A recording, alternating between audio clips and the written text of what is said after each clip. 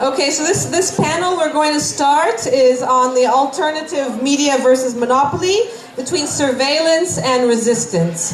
We have 3 speakers with us tonight. 2 were unable to make it. So I'm going to introduce, I'll introduce all 3 of them right now for the sake of time. Please stay with us. We will dance and sing afterwards. I promise this is going to be an exciting 50 minutes, maybe 60, maybe I don't know how long.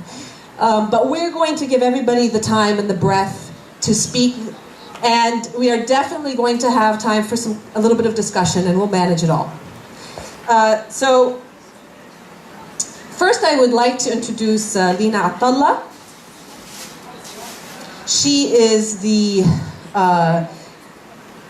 founder, co-founder, and the editor-in-chief of one of the only and leading progressive papers in Egypt today, Mada Masr. And then we have Beatriz Bicio. She's professor of political science at the University Federal in Rio de Janeiro. And then we will have Chiego Dezan from Intercept Brazil. So without further ado. All right, thank you everyone for sticking around until this very late hour. And like everyone else, I'm very honored to be here and thankful to the hosts, the organizers, and everyone. I'm gonna try to read what I have prepared because I don't have an ability to paraphrase talks, so you'll have to bear with me, but we'll keep it under 15 minutes. I'm going to start from a quick thing that was said by my colleague Karim.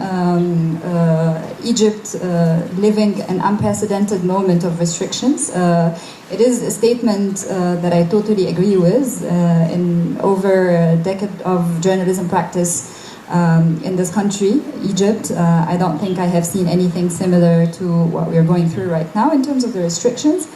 But it's also something that is really boring for me to talk about. It's something that we think about and talk about a lot of the times. So I decided to not necessarily talk about it today, but maybe try and focus on things that we do to survive, to resist. I'm going to start here. So in late November of this year, Egypt floated its local currency in a lead-up to the International Monetary Fund's acceptance to grant it a $12 billion loan over 3 years. The move has been expected for weeks as the loan agreement seemed to have been sealed and just waiting for a few prerequisites from Egypt, like lifting subsidies on key commodities, imposing new taxation that is not progressive, and floating the local currency. At Mada Masr, the Egyptian news website that Layla referred to, which I have co-founded with a number of colleagues in Cairo, we have been following the story closely. We monitored inflation reports following the subsidies cuts. We produced explainers on the new taxes. We studied the accumulating foreign debt record in the country.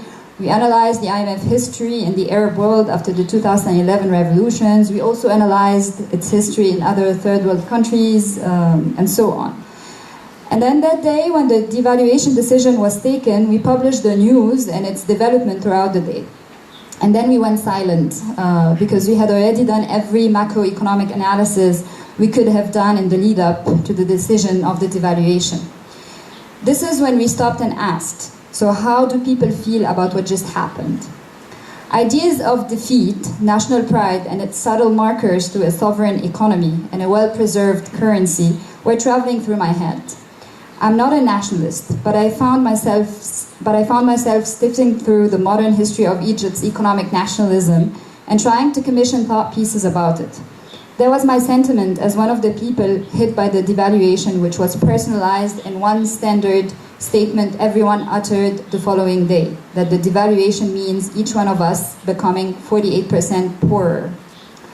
We then started looking into similar moments of sudden impoverishment, like a change in land laws in the 1990s that led to major dispossession in the farmers' community in Egypt.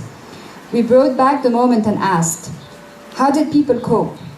Would they survive by resorting to some witty going around the hardships of living, which is how some romanticizing narratives like to portray crisis?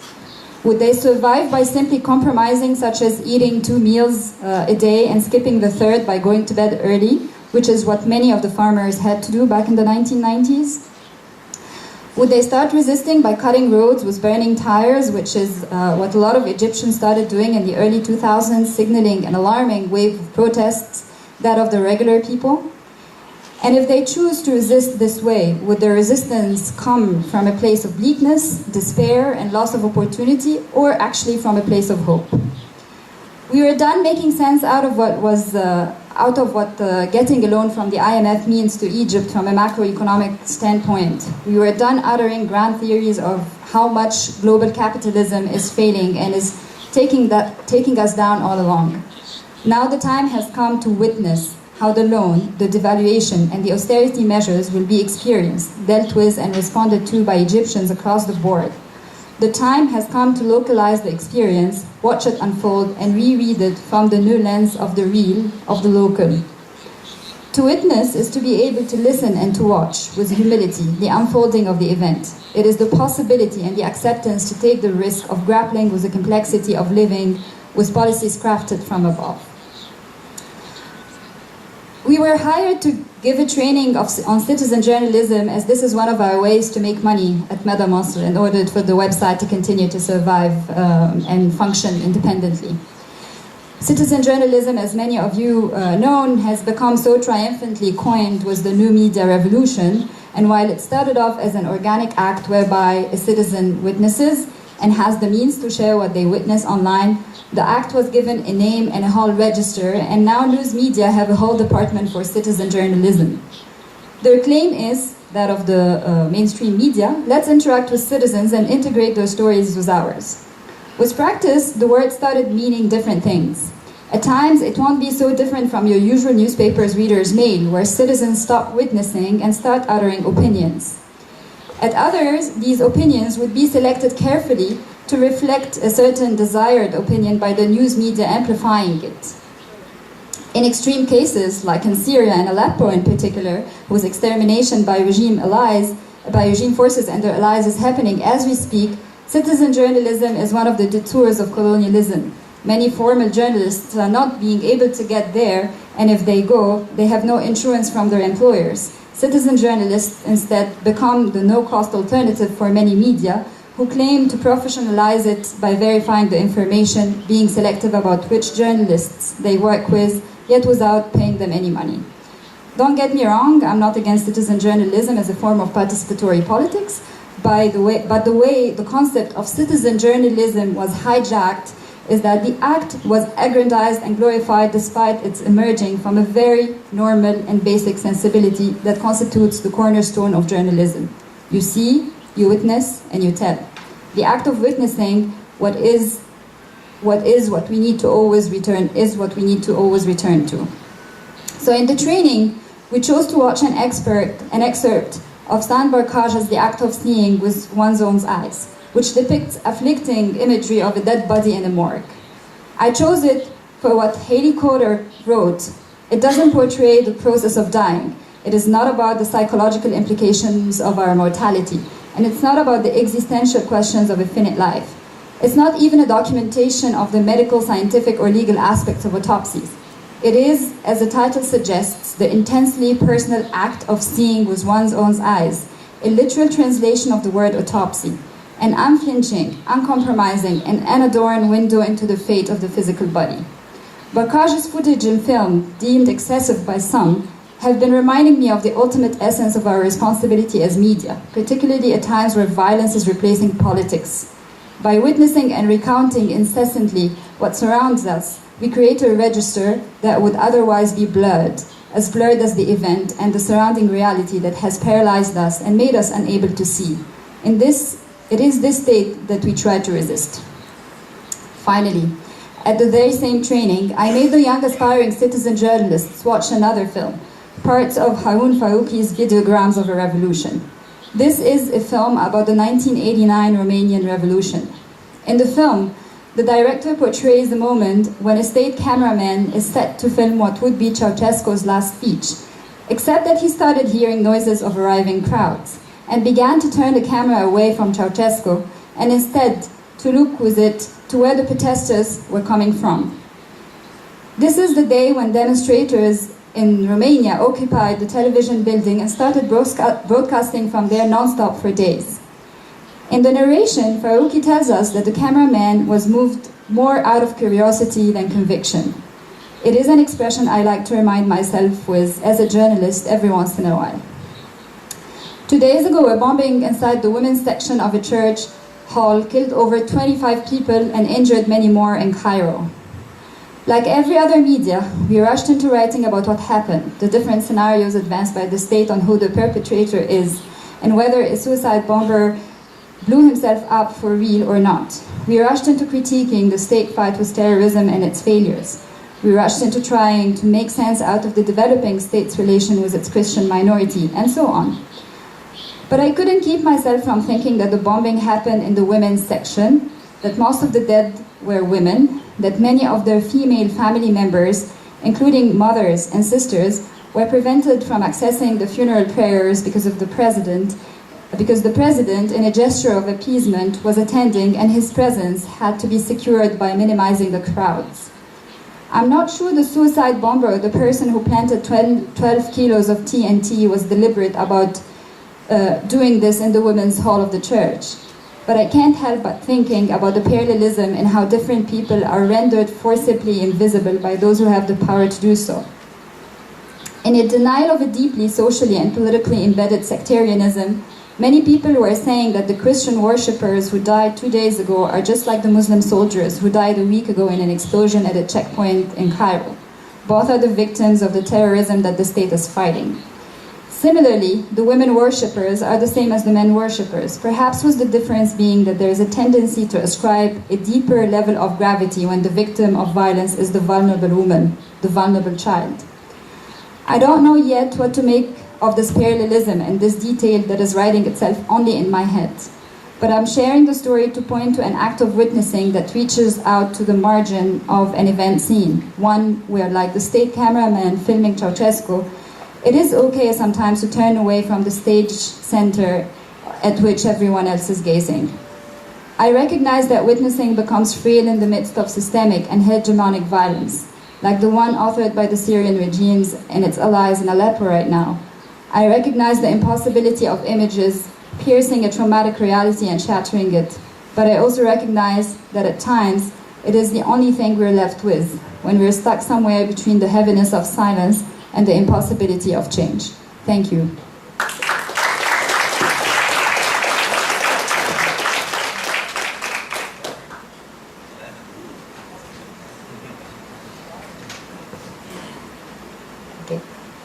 Boa tarde a todos. Em primeiro lugar, dizer a minha satisfação de estar aqui, agradecendo o convite de Paul, de todos os organizadores, parabenizando pela iniciativa, porque esse debate é extremamente importante e oportuno, particularmente nesse momento que estamos aqui vivendo no Brasil, né? Me parece extremamente importante. E a presença minha na mesa tem mais a ver com a minha atuação como jornalista no passado do que a minha inserção acadêmica no presente. E com essa explicação, então, eu vou fazer alguns comentários, mas não quis deixar de trazer, por acaso, tentando imaginar como iria conduzir essa minha intervenção aqui nesse seminário, encontrei há 2 dias atrás esta notícia que me chamou muitíssimo a atenção, que dá conta de uma iniciativa nos Estados Unidos da Universidade Estadual de Sonoma. Paul não conhece, mas imagino que seja uma universidade com algum tipo de relevância pelo trabalho, pelo menos que nos apresenta através deste artigo. O artigo é de um chileno, de um jornalista chileno, que faz parte dessa iniciativa que essa universidade iniciou, que hoje já na verdade é uma rede, pelo que diz aqui esse professor chileno, de um estudo que começa há vários anos atrás e que atualmente reúne 221 estudantes universitários, 33 professores e 18 campos universitários que participam desse projeto que se chama Projeto Censurado. E muito interessante porque o que ele se propõe pesquisar são as notícias que a mídia, o mainstream mídia, não coloca no ar, não divulga, a partir de um estudo de mídias alternativas. E aí, esse professor chileno, que faz parte do projeto, ele escolheu, entre muitas outras, eles têm, parece, mais de 25 notícias mapeadas, que não são notícia da mídia mainstream. Ele cita 10. Eu vou só ler as manchetes, mas é muito interessante. A primeira, eles colocam, a primeira notícia que é censurada ou que é omitida, diretamente omitida, é Estados Unidos tem, nesse momento, tropas, né, presença militar em 70% de todas as nações do mundo. E aí eles fazem uma análise do que isso significa e de como o orçamento militar cresceu assim, de uma forma exponencial nos últimos anos, apesar das promessas de Barack Obama. A segunda notícia que é censurada, omitida, enfim, é que há uma crise na medicina por experimentações, por análises clínicas que são tendenciosamente alteradas para levar a conclusões erradas. É muito interessante, mas não há como, enfim, só vou, como disse, dar as manchetes. A terceira é que o excesso de carbono está, nesse momento, ameaçando uma bactéria que é chave para a vida nos oceanos. Ou seja, resumindo, a vida, a biodiversidade oceânica está sendo aniquilada. Com o que isso significa não somente para a biodiversidade, mas para todos os efeitos que nós sabemos no clima. Outra notícia que tem muito a ver conosco aqui no Brasil. O voto eletrônico é inseguro. Uma análise de quem está trabalhando como é que funcionam as máquinas de votação, que nós aqui temos como única forma de voto no Brasil, dizem que, de fato, há sim como se alterar os resultados eleitorais. E que isso é um dado da realidade. A quinta notícia é que os refugiados, apesar de toda a crise alegada na Europa, acabam sendo muito úteis como mão de obra barata no Ocidente, e explica por quê. A sexta, que mais de 1,5 milhão de cidadãos dos Estados Unidos vivem com somente $2 diários. Ou seja, que o nível de pobreza dos Estados Unidos está crescendo de forma alarmante. Outro dado sonegado é que não parou o desastre de Fukushima. Diz aqui que continuam, depois de 5 anos depois do terremoto, continuam sendo lançados ao mar detritos radioativos. A oitava é que a crise, a guerra na Síria não começou necessariamente por um tema de direitos humanos ou de reivindicações, mas foi incentivada por Ocidente, quando Bashar al-Assad não aceitou que passasse pela Síria um gasoduto que começaria no Catar e iria até Turquia, que era uma forma de driblar o gasoduto dos russos, né? Um problema geopolítico. O nono é que a indústria farmacêutica compra políticos para que vendam as suas benesses e omitam o que tem de manipulação na indústria farmacêutica. E, finalmente, a CISA, uma lei dos Estados Unidos de controle da informação, que ameaça a vida de todos os cidadãos. Quem viu Snowden, o filme que está passando aqui, sabe que isso particularmente já foi denunciado, mas aqui fala em particular de uma agência que está atualmente supervisionando a vida de todos os cidadãos e dá detalhes, enfim. Bom, enfim, tomei alguns momentos da minha fala para isso, porque me parece interessante que a vida acadêmica também, aliás, eu faço com os alunos meus na UFRJ, tem alguns aqui presentes, o exercício de acompanhar a mídia e tentar fazer uma leitura crítica da cobertura da mídia. Mas o que eu queria dividir com vocês, basicamente nesses momentos da minha intervenção, é um pouco da experiência que eu participei quando fui uma das fundadoras e dirigi a revista Cadernos do Terceiro Mundo. Talvez as gerações mais antigas, algum de vocês conheçam. Essa revista foi muito inspirada, absolutamente inspirada, eu diria, por um movimento que começou como uma primeira referência na Conferência de Bandung e depois no movimento não alinhado. E aí eu vou, então, fazer minhas as palavras que Sheren mencionou hoje, da importância de não esquecer a história, né?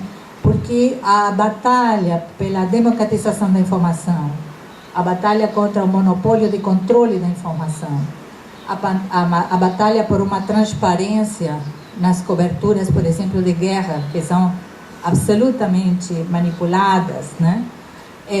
Não é de hoje.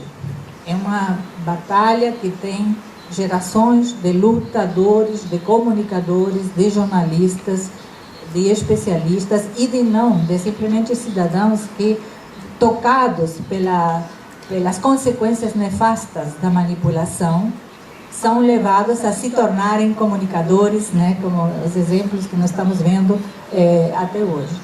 O que é importante, então, lembrar desse momento da história, quando o movimento não alinhado, naquele cenário de Guerra Fria, anos 60, anos 70, um movimento formado fundamentalmente por países que estavam ascendendo a vida independente depois de uma larga experiência colonial e que estava fazendo um diagnóstico de quais seriam as condições que eles deveriam impulsionar, as medidas que eles deveriam impulsionar para, de fato, conseguirem a independência, porque eles tinham muito claro que eles tinham conquistado um tipo de independência política, mas daí a serem efetivamente independentes era outra história, né? Porque os laços da dependência econômica, por exemplo, é ideológica em grande medida. A questão da autoestima, a questão de se ver no espelho e se reconhecer como eles próprios e não como aquele que o colonizador tinha incutido na mente de muitos, né, deles. Todo esse processo havia uma clareza que era o maior dos desafios, superado o desafio da independência política. E aí, então, surge um diagnóstico que se chamou pomposamente, né, de uma proposta de alterar as regras de jogo em dois terrenos considerados chaves: a economia e a comunicação. Então se chamou a nova ordem econômica internacional, a proposta, e a nova ordem informativa internacional. Era um diagnóstico que atacava fundamentalmente aos monopólios, no caso da informação, que vou me referir, aos monopólios da mídia, ao controle por agências situadas no norte do fluxo informativo para o mundo todo, né? Inclusive com o mapeamento de como essas grandes agências de notícias geravam a informação e dividiam o mercado entre elas para nem sequer fazerem concorrência entre elas. O interessante é que esse diagnóstico, que chegava ao âmago de uma das questões centrais do mundo contemporâneo, foi levado para dentro de uma das agências das Nações Unidas, da Unesco, que cria, nos anos 70, a partir da inspiração desse diagnóstico dos países não alinhados, cria a comissão, uma comissão de especialistas de todos os continentes, chefiada por Sol McBride, que era prêmio Lenin e prêmio Nobel da Paz, ou seja, um homem que tinha toda uma trajetória. Ele tinha negociado tratados de paz na Irlanda, tinha participado em N, muito vinculado ao tema palestino, enfim. Ele preside uma comissão que trabalha durante 3 anos e entrega o que se chamou o relatório, é conhecido como relatório McBride, né? Mas formalmente era Um Mundo, Muitas Vozes. Está publicado, se vocês quiserem, está online, em todas as línguas, enfim. Quando a Unesco, ou seja, a ONU, sai com um relatório, que era o diagnóstico tal qual feito pelos não alinhados e ainda acrescido de outros dados mais, apontando que o mundo não poderia continuar a ter a informação controlada por um pequeno grupo de nações, porque assim não haveria possibilidade de desenvolver um mundo com justiça social, de paz, né? Estados Unidos e a Grã-Bretanha se retiram da Unesco e, ao se retirarem da Unesco, claro, retiram os aportes que faziam para a Unesco e a Unesco entra em declínio. Quando ressurge a Unesco, já na virada do século, o tema da democratização dos meios de comunicação está fora da agenda. Começa a trabalhar com tecnologias da comunicação, enfim. Aqui no Brasil, esse tema foi um tema fortíssimo depois da redemocratização. Lamentavelmente, quando eu digo isso, porque já repeti isso em muitos âmbitos, quando finalmente o governo progressista assume aqui no Brasil, não houve uma receptividade para colocar o dedo na ferida da democratização da comunicação. Apesar da luta de jornalistas, apesar da luta de comunicadores, apesar de todas as reuniões que tinham sido feitas, eu posso dar um triste depoimento. A revista que eu comecei como uma jovem, e finalmente fui eu a diretora, que resistiu todo o ciclo das ditaduras. Foi fundada em Buenos Aires, refundada no México, fomos para a África, etc, etc. Eu tive que fechar por problemas financeiros no final de 2005, início de 2006, durante o governo Lula. O que já mostra uma falta total de percepção do nível estratégico da comunicação para qualquer projeto de mudança social.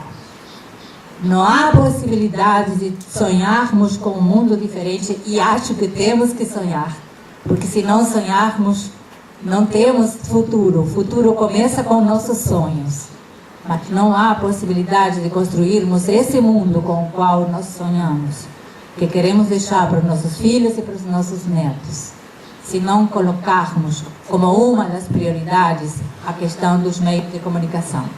Todas as mesas, desde hoje de manhã, não sendo a mídia, não sendo a comunicação o eixo das mesas, todas, de alguma forma, se referiram ao tema da comunicação.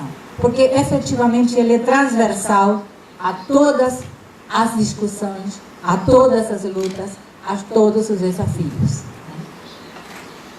A nossa revista, e foi uma revista mensal, ela surge num momento que tudo era adverso para essa proposta, porque surge nos anos 70, surge numa América Latina que entrava no ciclo das ditaduras.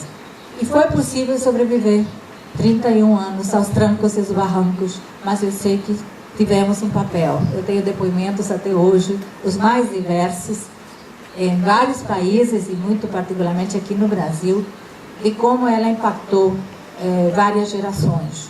Encontro depoimentos de quem está hoje no Itamaraty, de quem está em diferentes lugares, enfim. Eu estou lutando agora para digitalizar a memória de 31 anos de circulação em espanhol, em português e um período pequeno também em inglês. Eu quero dizer a vocês que essa experiência que hoje eu trago para a academia, né, tentando fazer com que possamos discutir com meus alunos como se colocar diante da mídia, como ter um senso crítico diante da mídia, como ler o jornal, quem é que está sendo usado como fonte nesse jornal, que autoridade lhe é dada na mainstream mídia a quem para nos forjar uma visão de mundo, né? Essa experiência é absolutamente baseada nas minhas próprias vivências, além, claro, do que eu possa e continuo a estudar de teoria da comunicação, etc, etc. E eu quero só dividir com vocês uma das mais dramáticas experiências entre várias que eu tive, aliás, duas. Uma foi em 1982, que eu estava a convite do movimento progressista libanês e palestino em Beirute, aliás, no Líbano, fazendo uma cobertura da guerra civil e particularmente da questão palestina dentro da guerra civil libanesa. E por uma questão de circunstâncias históricas, tive a vivência de Beirute bombardeada. Eu tinha, na véspera, estado no sul do Líbano, fazendo uma matéria, tinha chegado até o Rio Litani, tinha estado no Castelo Beaufort, onde era a última avançada dos libaneses progressistas e dos palestinos para controlar o Rio Litani. Passava, durante anos, passou a ser a fronteira de fato entre Israel e o Líbano, porque esteve ocupada toda essa área. Sabemos que foi o Hezbollah finalmente que consegue expulsar Israel. Esse Castelo Beaufort foi um dos primeiros que cai quando Israel avança por terra. E todos aqueles que tinham me dado os depoimentos que eu depois publiquei foram mortos. E esse dia do bombardeio de Beirute, eu tinha estado de manhã em vários campos de refugiados que foram bombardeados. Então, essa vivência, que eu nunca vou esquecer, cada vez que falo nela me comovo profundamente, me levou a escrever um artigo de como se inventa uma notícia. Porque uma das questões que foi, um dos alvos do bombardeio foi o estádio Camille Chamoun de Beirute, Maracanã de Beirute. E esse estádio Maracanã de Beirute, o Camille Chamoun, a justificativa, não se escutava nessa época, não havia internet nem nada, era BBC via ondas curtas. A justificativa que estava sendo dada pelo rádio, por Israel e pelas versões que a mídia mainstream reproduzia mundo afora, era que o estádio tinha sido bombardeado porque a OLP, os palestinos, tinham lá embaixo tudo, material logístico para futuros atentados terroristas. E eu fui a primeira jornalista que chegou lá, e nessa época nós não tínhamos como mandar um fotógrafo, era reportera, fotógrafo, tudo junto. O que havia, de fato, nas arquibancadas do Camille Chamoun eram mantimentos que a OLP tinha lá para os campos de refugiados, que estavam lá no meio dos escombros, salsa de tomate, arroz, farinha e tal. E o que estava sendo dito é que aí havia munições e armas para futuros atentados terroristas. Essa e outras experiências que não tenho agora como partilhar com vocês, que me fizeram ver a manipulação da forma mais crua da informação, né? Me leva a ser uma militante até o dia de hoje, agora como acadêmica, dessa batalha decisiva dos nossos tempos por uma outra comunicação. Muito obrigada.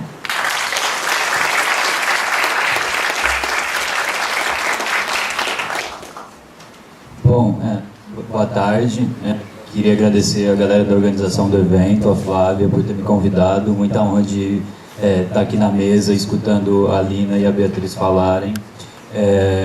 Eu sou o Thiago Desan, eu fiz parte da equipe que fundou a Mídia Ninja no começo de 2013.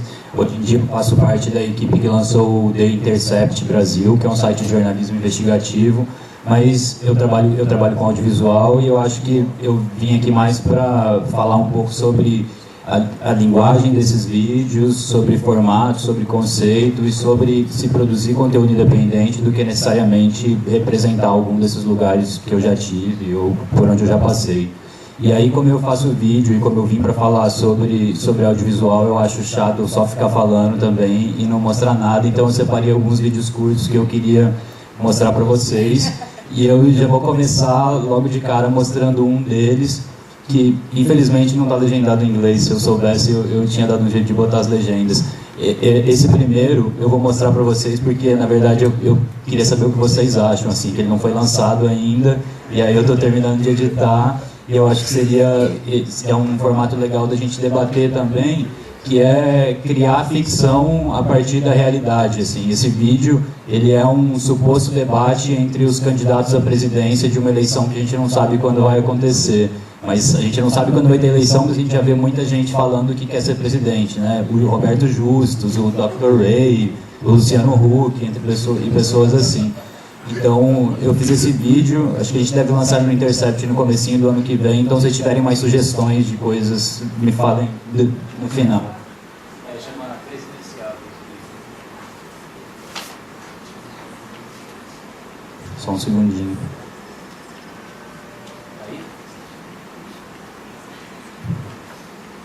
Será que eu tô na frente?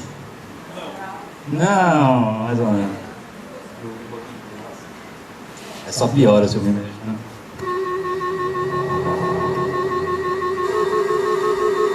A partir de agora nós teremos o último debate entre os candidatos à presidência da República. Se você fosse hoje o presidente da República, você fecharia o Congresso Nacional? Não há a menor dúvida, daria golpe no mesmo dia. Eu nasci para ser presidente do Brasil. Isso é muito capaz de competência a serviço do mal e da entrega do Brasil aos interesses estrangeiros. O Brasil chama Estados Unidos do Brasil. É privatizar, privatizar e privatizar. Chegou o PEP, o parcelamento estudantil privado. Não seja leviana. No social, no social e no social. Eu venho de fora, eu sou sujo. É só botar batendo um cara desse. Não pode ter uma atitude conservadora. Começando com a HC. Não deixar pra fora, não. Matando. Vossa Excelência também esteve dentro de um partido que praticou um mensalão da votação da reeleição. Aí se acende uma luz na escuridão dessa campanha eleitoral. Marina se pode demitir. Desculpe, mas aparelho escritor não reproduz. A bola do Lula é frouxa. Não tem nada a ver com isso.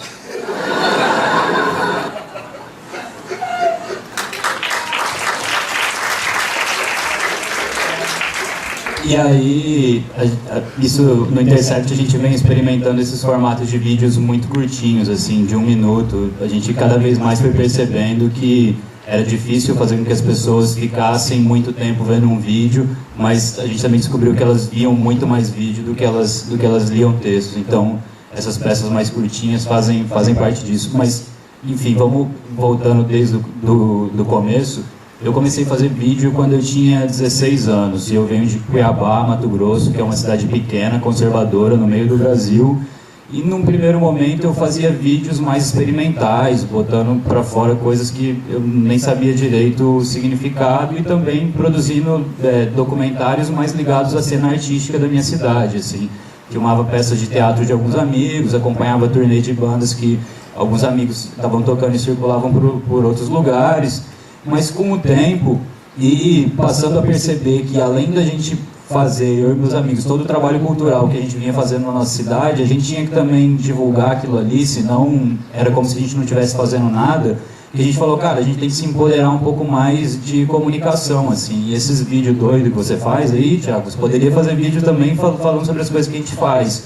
E aí a gente passou a pensar, vamos, se tivesse um canal de televisão, vamos começar a fazer uns programinhas de televisão sobre o nosso coletivo, sobre as coisas que a gente faz. Então, isso começou a dar um retorno muito maneiro.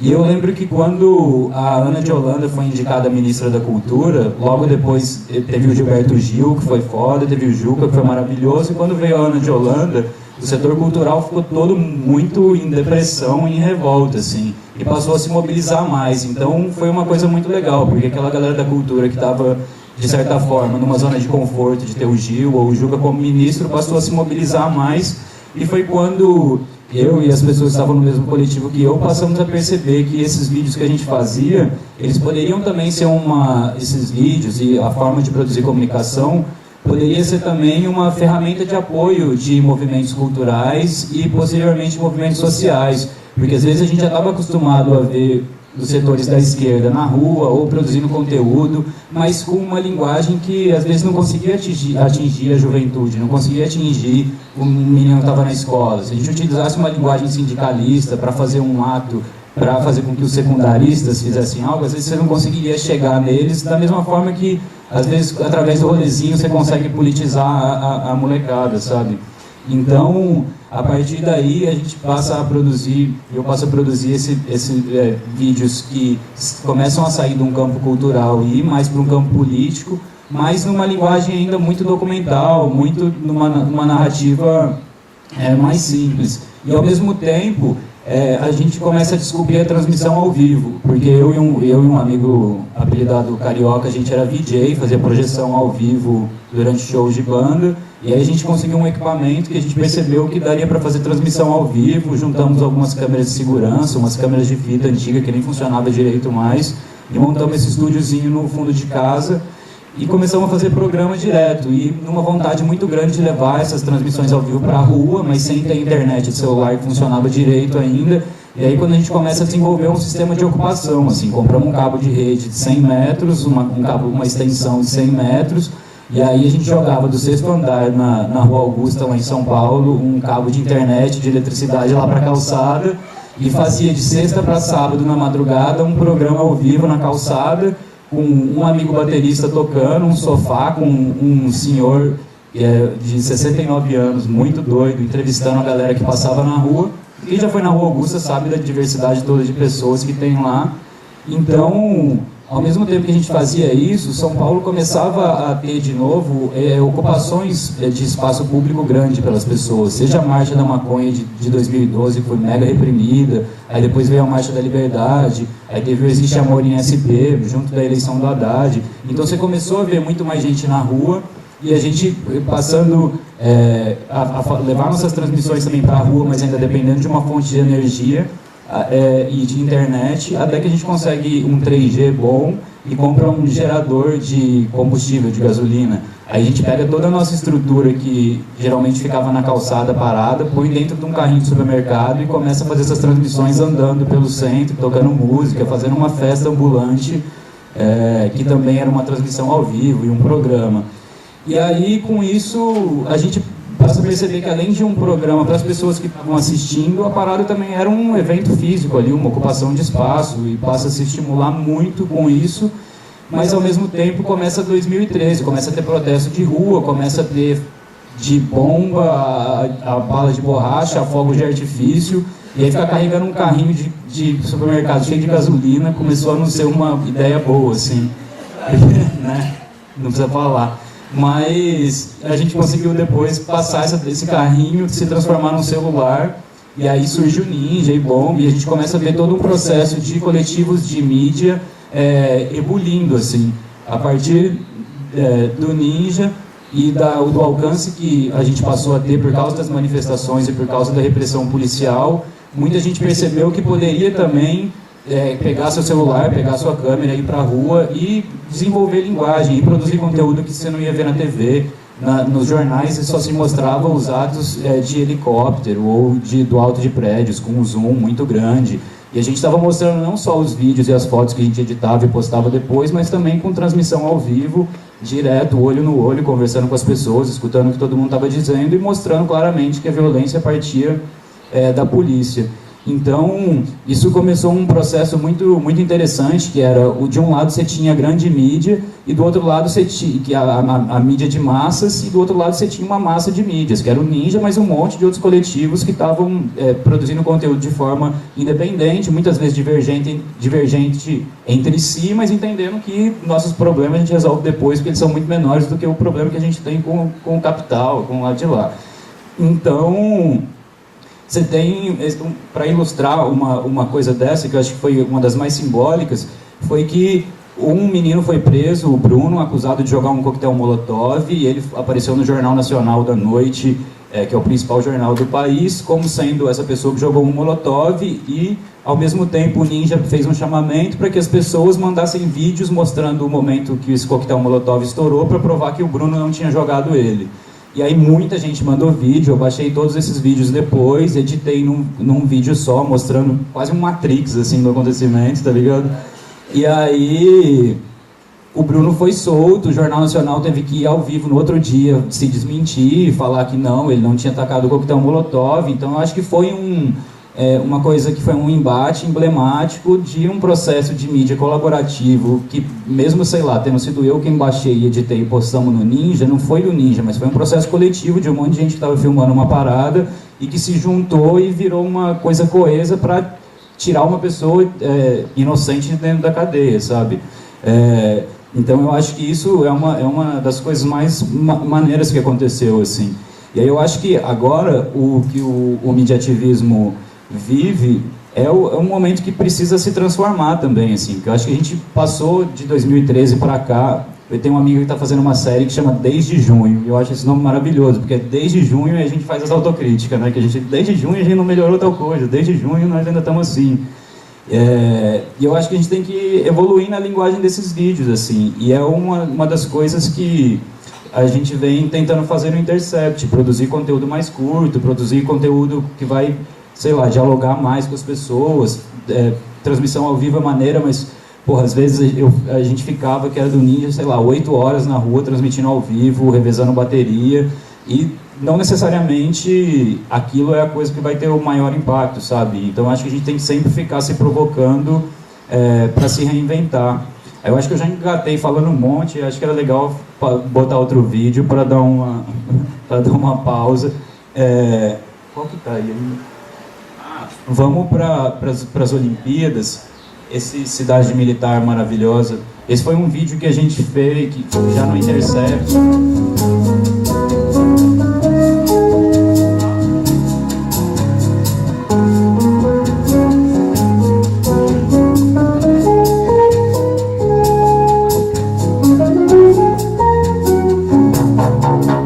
Política de segurança pública altamente militarizada e focada em uma doutrina de guerra, no contexto de mega eventos esportivos, acabam elevando em muito o risco de graves violações de direitos humanos. Em outras palavras, podemos dizer que elas são uma verdadeira receita para o desastre. Então, aí, durante as Olimpíadas, acho que toda a mídia e os grandes meios estavam sempre passando uma sensação de normalidade assim muito grande, ao mesmo tempo que se estava esquecendo as ocupações militares nas favelas e todas as tretas que estavam acontecendo fora do circuito olímpico. Aí esse vídeo a gente fez um pouco antes das Olimpíadas começarem, mas para mostrar um pouco que essa cidade maravilhosa estava sendo vendida, estava cheio de militar, sabe? Se você mora aqui, dependendo de onde você está, você não ia conseguir participar de nenhum daqueles eventos, sabe? Nem quem mora na frente do Maracanã, na Mangueira, estava conseguindo acessar, e muitas vezes eventos que estavam vazios, sabe? Você olhava os estádios, as provas, a coisa toda vazia. Tem um fotógrafo brasileiro que fotografa para o New York Times, o Maurício Lima, inclusive ganhou um Pulitzer, e ele fez um ensaio muito bom sobre os anfitriões das Olimpíadas que não foram convidados, assim. E ele mostra essa dualidade entre a cidade sede, mas que esqueceu de convidar seus próprios habitantes.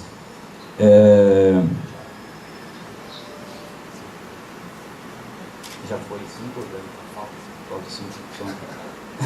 Foi só 5? Aqueles. Tá. Ai, me embolei, minha letra é horrível aqui. Então, e aí, uma coisa que a gente percebeu é que teria dois eixos de vídeos que a gente gostaria de fazer mais no Intercept e que dariam mais repercussão, assim.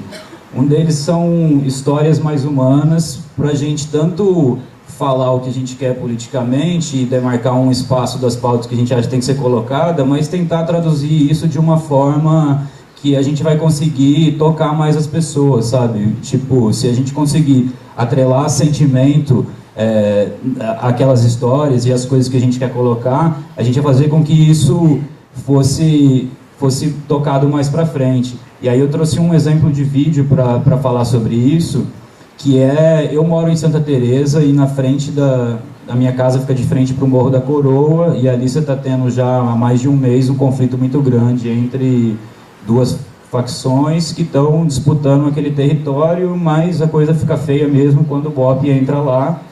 E um rapaz que é mototaxista ali da minha rua, num desses conflitos, foi assassinado pelo BOPE. E aí foi uma coisa de ser levado a fazer esse vídeo por ser a maneira que eu sei responder, filmando e tal. Então a gente fez, e é esse vídeo que chama Vantuil, que é o nome dele.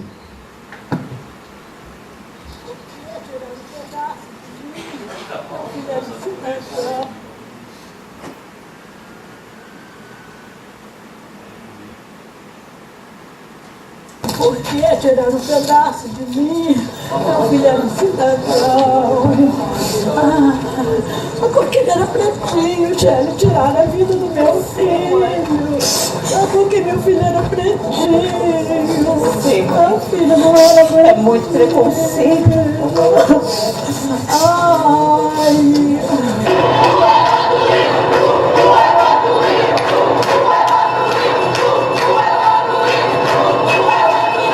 O policial entregou o documento na minha mão, falou meus pesos, me virou as costas e falou menos um.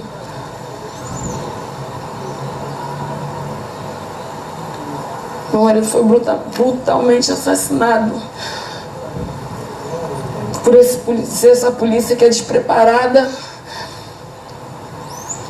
que só porque é preto eles acham que é bandido, só porque mora dentro do morro eles acham que é bandido.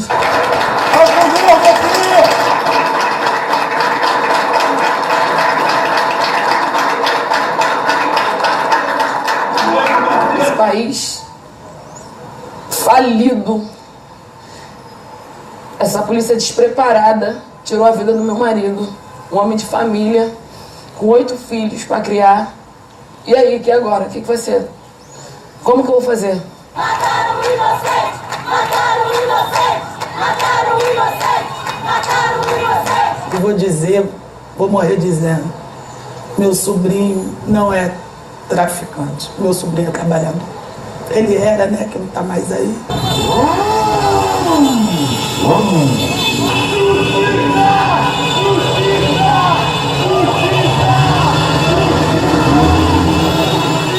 Vai tirar a vida do meu irmão assim, cara? Como é que a polícia faz isso? Num tiro preciso. Ele botando a criança pra dentro de casa, na hora que fecha o portão, dá um tiro nas costas dele, cara. Isso é covardia, rapaz. Onde nós estamos? Que Brasil é esse?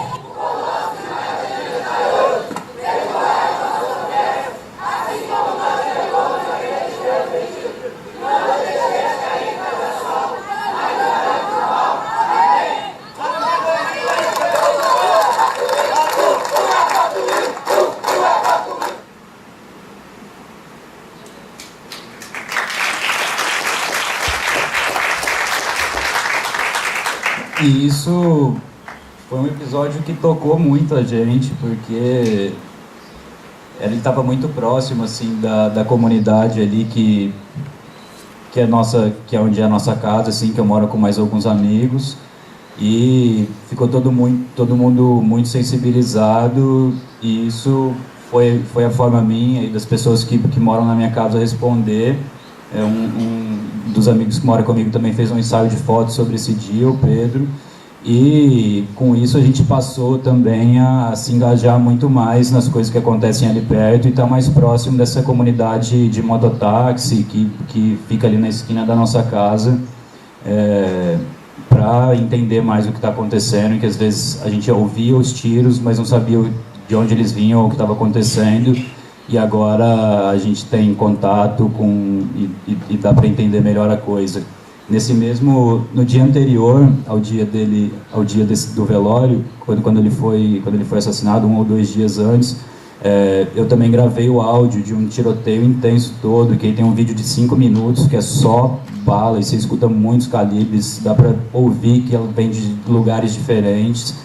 E aí isso não está em lugar nenhum ainda. Eu estou vendo ainda o que fazer, ou se fazer um filme maior com essa história, porque como foi mais uma pessoa negra assassinada pela polícia, às vezes tem dificuldade de se contar essa história sem com que você bote mais gente em risco. Então a gente está sempre em contato com a família para ver até onde pode ir. Eles viram esse vídeo antes da gente publicar e adoraram, então foi isso. E tem um outro tipo de vídeo que eu ia falar, que eu estava falando antes de passar esse, que era das histórias humanas, para a gente falar sobre as pautas, mas de um jeito que ia engajar mais as pessoas. E aí tem um outro que é como a gente buscar diferentes pontos de vista para cobrir política, assim. Às vezes a cobertura de política é toda muito parecida, e eu acho que tem uma parada que é muito poderosa, que é o humor, e que às vezes a gente não consegue usar tanto. E junto da equipe do Intercept trabalha também o João Filho, que é o cara que tem uma página chamada Jornalismo Vando, e é muito bom, vale a pena seguir. E aí, trocando ideia com ele também inspirou a tentar produzir algum tipo de conteúdo que fosse mais divertido sobre uma coisa que é extremamente chata, tipo o Temer. E aí, esse é um outro exemplo. Eu juro, vou acabar, só vou passar mais esse. Acho que é Temer, Voz das Ruas o nome. Nós conversamos muito nesses dias e verificamos que era preciso atender aquele que se chama Voz das Ruas. Atender aquele que se chama Voz das Ruas. Atender Voz das Ruas. Voz.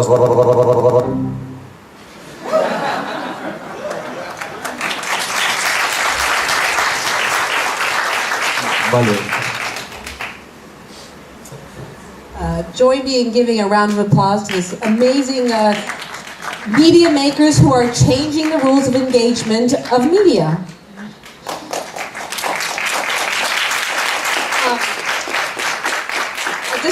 I'll just say a couple words, because I have a couple questions, and then I want to open it up for questions, and we'll spend another 10 minutes in the room. Please. So. Okay. Can I just want to say a couple words. Malish. Because I'm very inspired, and I see what's happening here is very interesting in the sense that you are all changing the rules of engagement with media, and I have a couple questions. The first is Lina. I know we've talked about, we use the word citizen journalism so frequently, but hearing your talk today made me question the idea of why are we using the word citizen? Why? Because the citizen refers to the state. The citizen belongs to the state. So again, citizen journalism has a relationship to the state that guerrilla journalism can be even beyond that. So it's interesting. Your talk made me question the idea of citizen journalism, and I thought maybe I'd like to hear you think about that a little bit more, maybe reflect on the idea of why do we use that term and what's the role of the state in citizen journalism. And then, Beatriz, I really appreciated the history of media making and journalism, and then to remember that there's always been a struggle for transparency in news, there's always been a struggle for democratizing news, especially today when we are hearing about fake news, which I think is a very interesting idea. And I'd like, maybe you could, talk about the idea, reflect on the idea of fake news, because that implies there's a sense of objectivity, that there's a sense of truth. So what's fake and what's real? And Ciego, I love your work, and the collective's work. And what I find interesting, just wanted to mention that there's, the Media Collective, the Ninjas work, there's similar work done in Egypt with Kazibun. It reminded me very much of Kazibun's work, if you're familiar. Should maybe take a look. I think there's solidarity for media collectives globally, and that might be an interesting place to go. I also thought was very affected by the VJing as a changing of engagement of video making, and want you to. I mean, I know that when you're doing VJing, it's very different. This sort of on the street activist video, audio visual making in public spaces is extremely different than documentary films. And so at the end you mentioned wanting to do a documentary film, and that seems to be very different from what you've been doing. And I'm just curious to know what's the impetus pushing you in that direction when the work you've been doing has been so radical. So, and that's all I'm going to say, and I'll let Federico take that. And before you answer, let's just open it up for Q&A, and everybody ask the questions, and then the speakers can respond. Não, só queria fazer um comentário bem geral, depois a gente abrir para a plateia. Acho que é uma pergunta que é uma provocação para a mesa. Me parece que, de uma certa forma, todo o trabalho que vocês fazem e falaram é super importante por todas as questões que vocês levantaram. Mas a provocação é a seguinte: me parece que já temos uma produção de conteúdo importante, né? Qualquer um com um celular pode fazer um filme. Agora, eu fico pensando, aí é a pergunta para vocês: como é que vocês pensam no receptor? Não só em quem está produzindo o vídeo, ou se na democratização das informações, que me parece que a democratização do conteúdo, da produção do vídeo já foi, de certa forma, bem atendida, digamos assim. Agora, e no receptor dessas informações? Porque, por exemplo, esse vídeo que o Thiago passou, eu tenho quase certeza que vai ter se você for nas opiniões, nos comentários que vão deixar, várias pessoas vão falar: é mais um mesmo, é um traficante, tinha que morrer mesmo. Pessoas vão concordar que ele foi morto. Então essa que é a provocação. Estamos produzindo vídeo, estamos em cima da notícia, vendo como está se passando, com outras perspectivas que não uma mídia hegemônica. Mas e aí, esse tipo de imagem ou de informação, como é que vocês pensam para onde ela vai chegar? Agora eu queria abrir. Alguém tem pergunta antes de... Claudinho?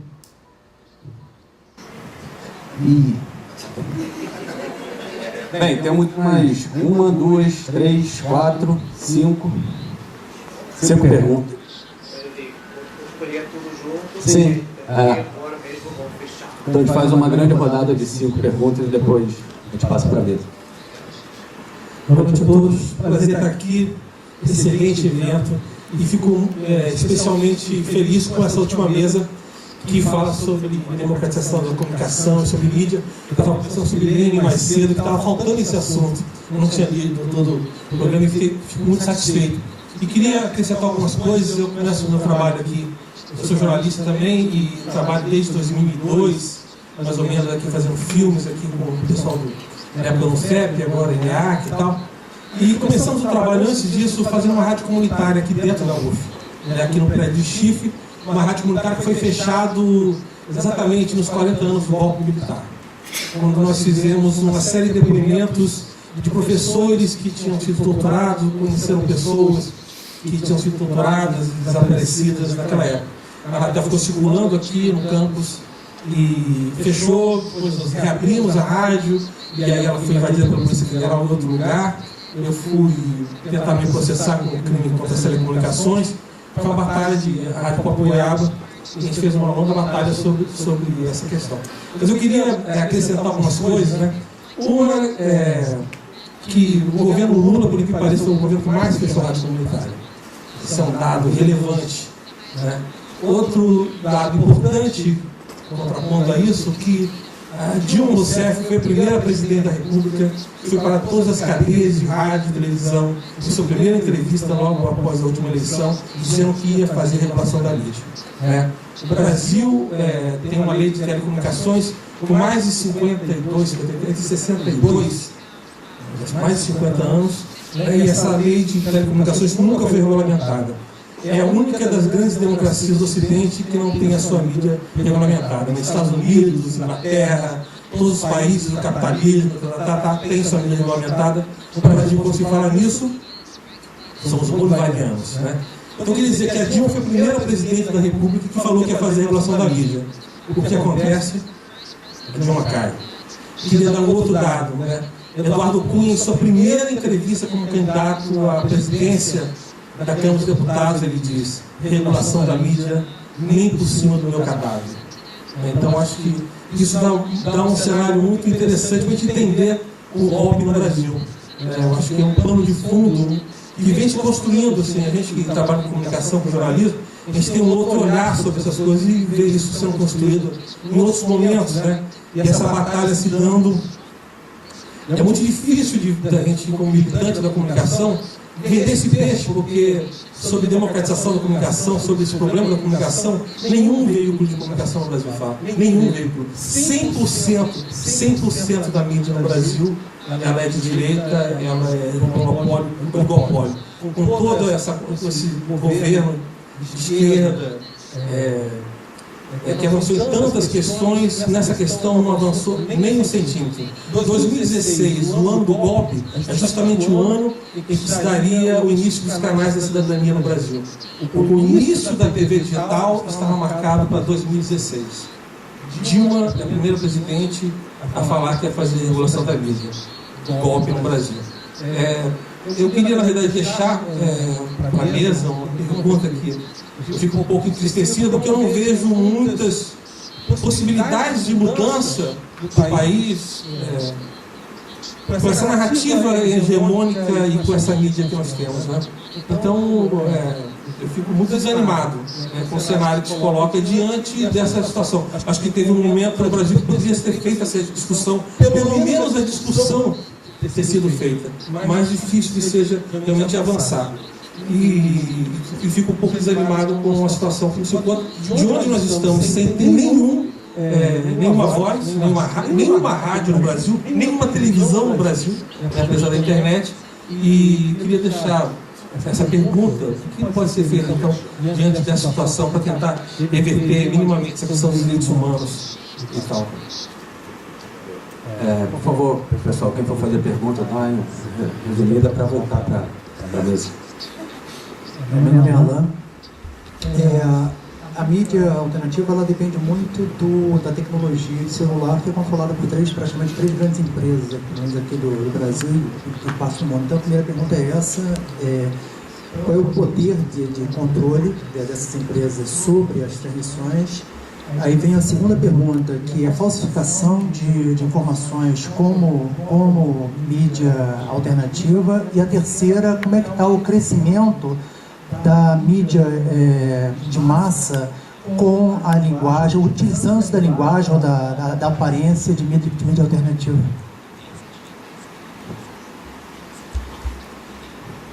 Justamente só para isso, para fazer um recorte, justamente que mesmo nas mídias alternativas, quando você pega a questão das mortes, dos assassinatos, quais são os corpos outra vez que contam, então a gente ainda continua, óbvio que a gente pega o assassinato do povo preto, o assassinato de pobres em vários lugares, mas a gente não vê em nenhum desses vídeos o assassinato de travestis, o assassinato da Michelle em Jacarepaguá, a prisão da Bolina, que continua presa até hoje em São Paulo, né? O assassinato da travesti de 18 anos em São Paulo, que foi assassinada pela polícia, né, de uma maneira atroz. Então é outra vez, quais são os corpos, outra vez que contam, né? Não temos, por exemplo, travestis, nós temos algumas formadas pela Casa NEM, em fotografia, em vídeo, né? Temos uma na Universidade de Jornalismo, e não temos justamente esse recorte, né? Então são outra vez os corpos que contam, né? A luta das prostitutas, né, do prédio da Caixa em Niterói, que foram as mais de 400 expulsas e que hoje sofrem uma violação toda, quando a polícia quis justamente cobrar uma propina, porque o fato que não é comunicado é isso,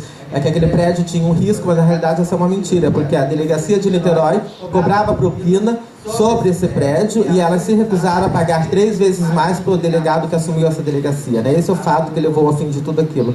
Né, lembrando daí do assassinato, né, do filho, né, de Tati Quebra-Barraco, né, outra vez, aí essas mesmas pessoas, né, que dizem: mas ele era bandido, ele tinha 8 passagens pela polícia, olha quantas pessoas ele destruiu com seu tráfico de drogas, etc e tal.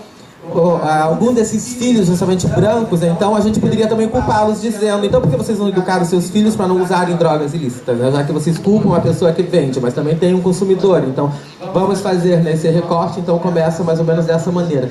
E ao mesmo tempo nós temos um ativismo do outro lado, né, do povo preto, né, dos movimentos sociais, que reclama dessas pessoas, né, que dizem justamente, mas era bandido, tinha mais era que morrer, mas que justamente quando é o assassinato de uma travesti, fala a mesma coisa, mas era travesti, olha o que ela fazia, olha, era uma travesti, não é bem assim, estava errada, entendeu? Então, é justamente essas hipocrisias, né, dos movimentos sociais e qual é o corpo que conta, mesmo dentro dos movimentos sociais, mesmo dentro da mídia ativista.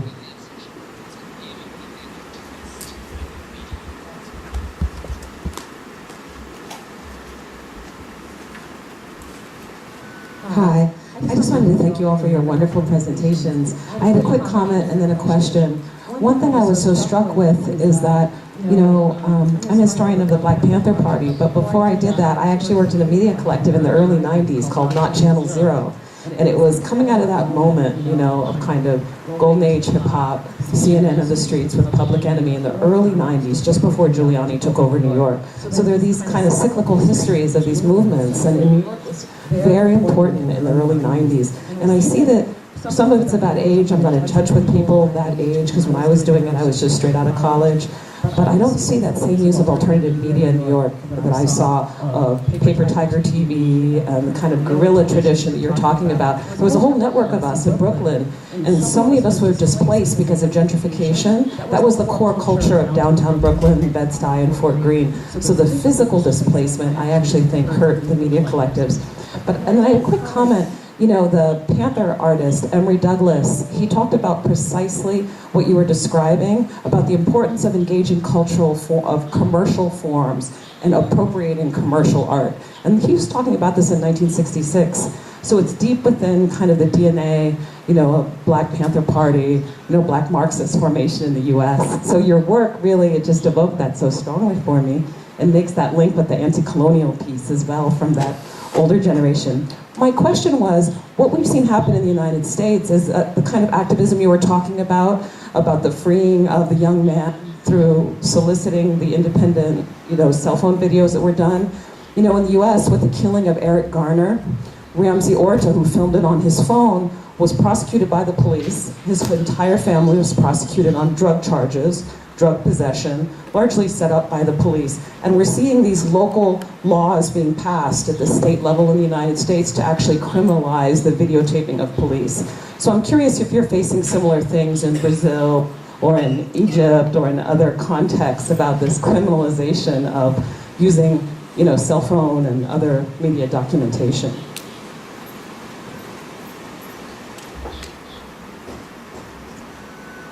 Tudo bem? Não, eu queria fazer só uma divulgação rápida. Eu faço parte aqui do NEON, do Núcleo Estudos do Oriente Médio aqui da UF, e nesse último ano a gente organizou uma revista digital chamada Revista Diáspora sobre o Oriente Médio em português para público leigo, público não especializado, que foi uma tentativa nossa de tentar contribuir com uma certa democratização da mídia, né? E aí eu convido todo mundo para acessar, chama revistadiaspora.org, o site, e a ideia justamente é trazer vários debates, trazer várias, não só pesquisas que estão sendo feitas, mas também trabalhos de ativistas, de pessoas que tiveram experiências no Oriente Médio e tal, e a gente poder ter acesso e aproximar esses mundos. Acho que tem muito a ver com o debate todo que está sendo feito aqui nesse seminário. Então eu convido todo mundo. Até tenho perguntas, mas eu preciso ir embora, então aproveitem o resto do debate aí.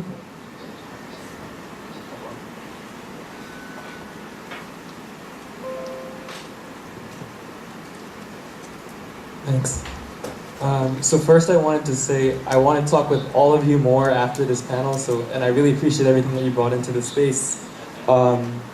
The first piece I wanted to ask about is the ethics and sustainability of the journalist's simultaneous identity of being a journalist and an activist. You reminded me I started as a journalist before I did more organizing, but it wound up being unsustainable. And as I joined organizations, I just questioned the ethics of writing about the movements that I was a part of. So that's just something that's difficult to navigate. The second is, right now there's like a lack of Black radical press. We have some, but it's all of our major papers, Chicago, New York, Detroit, used to have like very radical internationalist politics, and that shifted when we pivoted to supporting civil rights or abandoning international issues to think we could get a hold on civil rights. So I'm wondering how things have played out in Brazil or in Egypt. And then the last thing is going back to what Murad from the Haitian camp raised about transnational book production between youth and the camps and youth in Detroit, for example. I'm wondering if there are any examples of grassroots to grassroots translocal media that you have, and then how we think about transnational media of larger like outlets like yours with similar outlets in other places.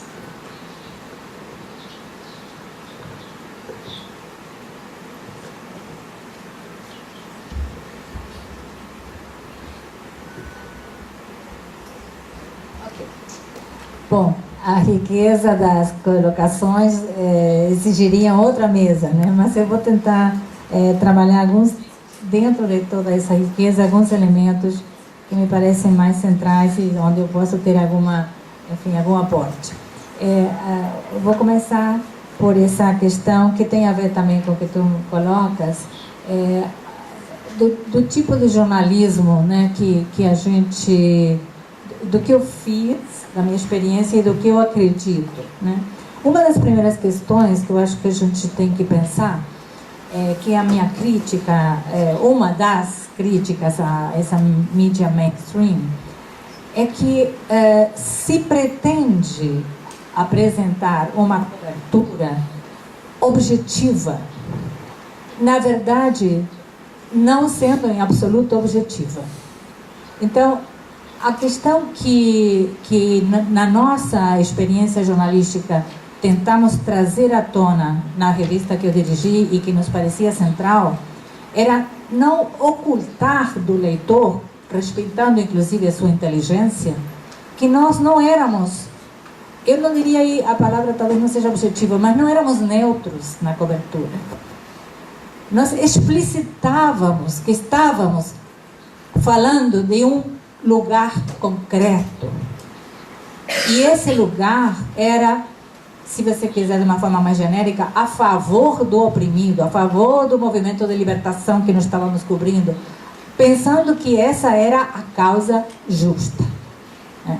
Ou seja, nós pensávamos, e eu estou certa que não errávamos, que estávamos cobrindo de um lado do conflito, mas do lado que estava a justiça.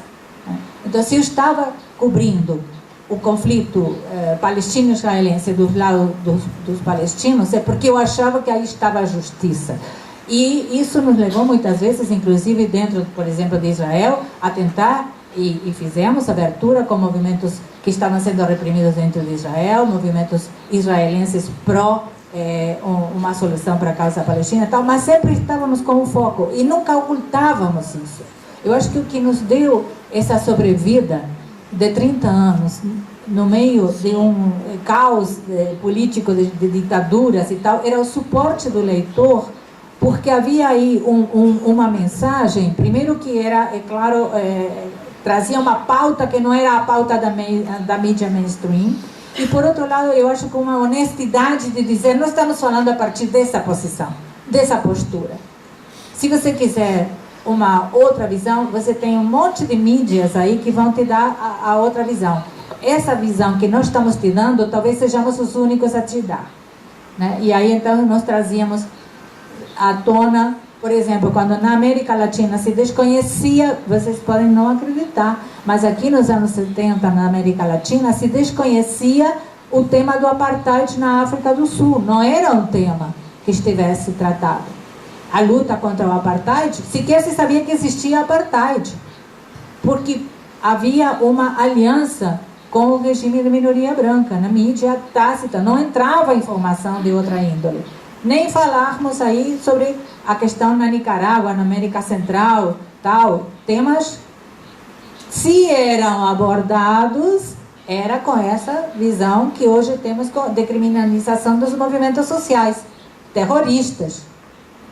Esse era o tema de caracterizar como terrorista aquele que estava lutando por justiça, contra o status quo, isso também mais, né, bem antigo também, não é de hoje. Mudam as circunstâncias, mas a essência continua. Então eu acho que ativismo, era ativismo isso? Em certa medida era, porque nós estávamos comprometidos com aquilo que acreditávamos que era o que tinha que ser trazido para o leitor. Porque eu acho, e aí vou um pouco e fecho com a questão que tu colocaste, haverá sempre aquele que vai dizer, esse aí é o bandido, tinha que morrer e tal. Sim, mas eu acho que às vezes essa mesma pessoa, se eu trato ela como uma pessoa inteligente e ofereço a ela um outro olhar, uma outra perspectiva sobre o tema que não é a que está acostumado, eu pelo menos provoco a possibilidade de que ela pense entre duas opções. O grande problema que nós temos, que o colega acaba de dizer com toda a crueza, é que esse contraditório não existe no Brasil, salvo com essa valentíssima mídia ninja, ou com esses jovens, mas curiosamente havia mais possibilidades de encontrar uma contra-mídia ao mainstream durante a ditadura do que hoje, nessa que também é uma certa ditadura, mas enfim, com cara de democracia. Obrigada.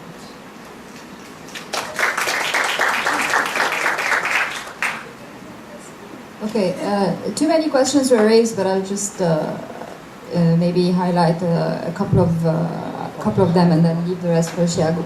In terms of your question and audience building, audience reception, I'd like to link it also to that thought you made about appropriation of mainstream modes and forms of production, and I think that it is easy when you are on the alternative or on the progressive side of things to just be happy with that position and to forget about the public and the audience and the constituencies that you need to build just because you are armed by good politics. And I think this is a real danger, because I feel that if there isn't very deep sensibility towards audience building in what we're doing, then there's no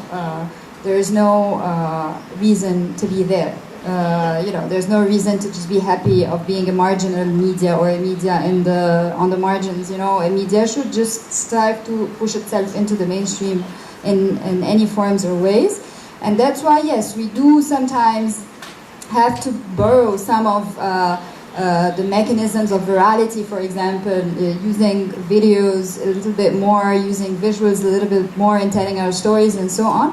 But at the same time, we also try to, in parallel with that, to push our own forms. For example, everyone is celebrating the visual in the media and how people like to see visuals in the media, but we also like to remind people that good text can be read, and we invest a lot in long form, mainly textual forms of journalism, and we feel that this is one of the things that we can do well besides doing visual journalism and so on. So these are things that we think a lot about. In terms of activism and journalism, I love your question, but I feel that this question is so boring. But again, what's the point of doing what we're doing if it's only a profession? I have much rather been a banker or done something that is far less risky at this point in time in Egypt. But I think the key point here is what I mentioned in the talk, this idea of curiosities preceding convictions. I think while we are activists, I don't shy away from that. We have very clear positions on different things. It colors the way we select what we cover and so on. It is important to constantly be sort of governed by a sense of inquisitiveness as opposed to, preconceptions and convictions. And I think this is what matters, And then finally, in terms of citizen journalism, I think obviously even though I still find this notion extremely fetishized, there's definitely an interconnection between the existence of more accessible forms of dissemination like social media and so on, and the emergence of what has come to be known as citizen journalism. What matters to me really is not worrying. I'm so not interested in the debates of what's the difference between the citizen journalist and the formal journalist, and who's more credible, who's more right, who's the one who is more entrenched in the event, the activist and so on, or the one who's more formal, who has a more formal practice, who's more professional and so on. I'm not interested in these binaries. I think they really don't matter. I think what matters is really this idea of the extent to which we're fetishizing what is a very basic thing in journalism, which is that act of witnessing, which is what citizen journalism is about, but also what journalism should be about. And I feel like, again, in times of violence, in times where there's no politics, which is something that we are witnessing in a lot of places in the world, I feel that there's nothing more that can be done beyond this, creating this record that would have otherwise gone missing or invisible in history. At least, for the sake of history, let's say.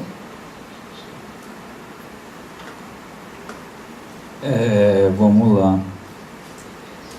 Você me I was waiting you to put those on. Você tinha me perguntado porque eu falei sobre mudar de linguagem e tentar avançar de uma coisa para outra. Eu acho que o que me leva mais a pensar que essa linguagem do mediativismo tem que evoluir, que a gente tem que produzir conteúdo de uma outra forma, é porque me incomoda muito a efemeridade do que a gente faz. Hoje, se a gente faz uma coisa, um vídeo ou uma parada, não importa por mais interessante ou mais legal que seja, amanhã ou depois ou semana que vem ela já não vai existir mais. E me incomoda muito, sim, me sentir fazendo coisa o tempo todo e ver isso tudo indo embora de certa forma, assim. Então, eu paro para pensar e olho para a história e eu vejo que nos momentos onde mundialmente estava tendo mais repressão, as pessoas estavam num contexto pior, eram também momentos de maior ebulição artística e de mais gente, de mais cineasta fazendo filme que marcaria épocas e que estaria olhando não para o agora, mas para daqui para frente, sabe, mais para o futuro. Então, eu acho que é um pouco disso, assim, como que a gente vai produzir conteúdo que não vai morrer amanhã, sabe? Eu acho que é não necessariamente mudar a forma. Eu também não tenho resposta para essa pergunta. Eu acho que é um belo caso de perguntas de $1 milhão, assim, para quem souber a resposta, mas eu sinto um pouco disso pessoalmente. O Fred falou um pouco de como a gente lidar com a onda conservadora que pode vir em resposta a um conteúdo mais provocativo que você faz, assim. E no começo eu me preocupava um pouco mais com isso, porque eu ficava tipo, nossa, mas agora não estão achando mais que essa parada é legal ou significativa. E eu, na verdade, acho que é muito interessante quando você recebe esse feedback negativo de pessoas que se dá para ver pelo que escrevem, que não pensam nada a ver com você, que significa que a gente conseguiu furar um pouquinho da nossa bolha, assim, porque é outra coisa que é difícil, a gente produzir conteúdo e falar para os nossos diferentes, assim, porque a gente está sempre falando para nós mesmos. E eu acho que é importante, quando você faz e muita gente fala mal, você, tipo, chega em mais um monte de outras pessoas. E eu acho que a partir da informação, ela pode gerar conhecimento, assim, também. A partir da informação, a gente começa a ter diálogos, as pessoas começam a se questionar, óbvio que não todo mundo, mas a partir disso vai construindo conhecimento. Eu acho que o conhecimento é a única coisa que vai tirar a gente desse momento de polarização e de extremo ódio, assim, que a gente vê espalhado. Nosso amigo que falou um monte de coisas sobre a democratização da mídia e tal, e como a gente viu isso não acontecer, né? A gente viu não acontecer, a gente não viu acontecer no governo do PT. E eu acho que é mais uma daquelas decepções para a lista, assim, né? Que a gente esperava um monte de coisa e aí não foi tanto. Eu também acho que sim, foi um golpe orquestrado pelo parlamento e tal, e a Dilma não cometeu crime, ela não deveria ter saído, sabe? Mas, pessoalmente, assim, eu não consigo não sentir um pouco de karma nessa história, sabe? De um partido que... Os indígenas estavam acampados em Brasília quando a Dilma deixou... Quando o Temer entrou como interino, presidente interino, quando ela saiu da casa dela lá onde ela fica... os indígenas estavam acampados em Brasília e tinha mais de 200 etnias no encontro nacional lá. E eles falaram, não, a gente não vai para a porta lá do Congresso hoje, no dia da votação no Senado, que é a última chance dela, mas a gente vai amanhã para falar fora Temer se for ele mesmo o presidente interino, sabe? E quando eu vi aquilo, eu respeitei muito, que eu falei, cara, essa era uma galera que tava de bandeira do PT na mão pedindo voto, sacou? E que ninguém tem mais legitimidade para falar alguma coisa que eles no Brasil do que os povos que são donos dessa terra. Então, isso me fez abrir muito a minha percepção, mas...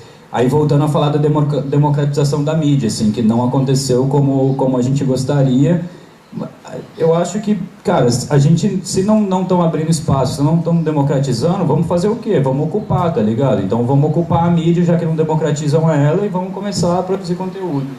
Tem mais um monte de coisa aqui, mas eu só tenho 1 minuto, né?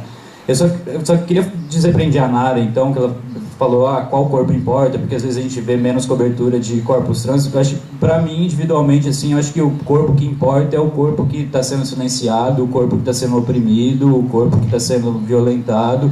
E eu acho que esse é o corpo que merece atenção, assim, independente da cor ou do gênero, onde esteja. E eu acho que mais maneiro ainda do que cobrir uma pauta é conseguir empoderar para que aquela pessoa, ou aquele movimento, ou aquele setor de pessoas fale por ele mesmo, assim. Eu, quando aprendi a fazer vídeo, foi uma revolução na minha vida, e eu adoro ensinar as pessoas a fazerem vídeo também, ou passar para frente o que eu sei fazer, e eu acho que isso, às vezes, é mais importante do que filmar uma coisa, sabe? É falar para uma pessoa, não, você também pode fazer isso, é assim que faz, e estou disponível para essa parada também.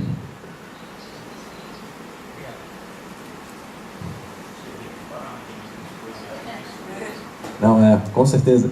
Pessoal, depois a gente pode começar acabar essa conversa ali fora, que a gente tem que terminar.